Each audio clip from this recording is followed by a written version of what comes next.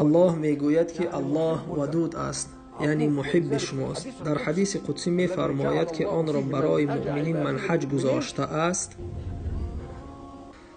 الله عزوجل میگوید ای فرزند آدم، هرگز تو از صاحب سلطان نترس تا آن زمانی که سلطانیت من باقی است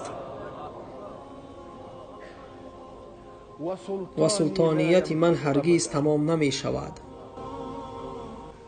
ای فرزند آدم، تو از کم شدن رزق نترس و حالا اینکه خزینه های من بی نهایت پر است و خزینه های من هیچگاه تمام نمی شود. ای فرزند آدم، تو را برای عبادت خلق کردم، پس بازی مکن و من رزقت را ضمانت دادم، پس خود را خسته مکن. خسته شدن خستگی جسم نیست، بلکه منظور از خستگی عقلی و خستگی فکری است. اعضای تو عمل می کند و قلب تو توکل می کند. خلق کردم تو را برای عبادت، پس بازی مکن و ضمانت دادم رزقت را، پس خود را خسته مکن.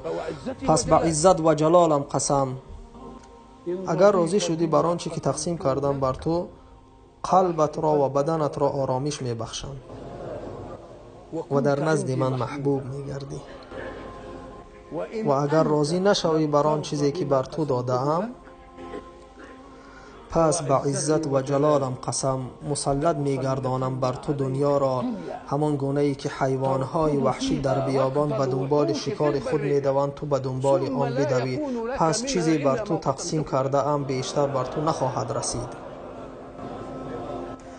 ای فرزند آدم، خلق کردم آسمان ها و زمین را و عاجز نشدم در خلق کردن آنها. آیا عاجز می گرداند مرا یک بریده نانی که بر تو می دهم؟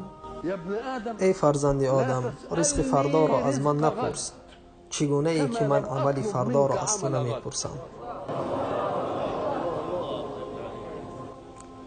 ای فرزند آدم، من دوستدار تو ام، این می گردد به همان ودود.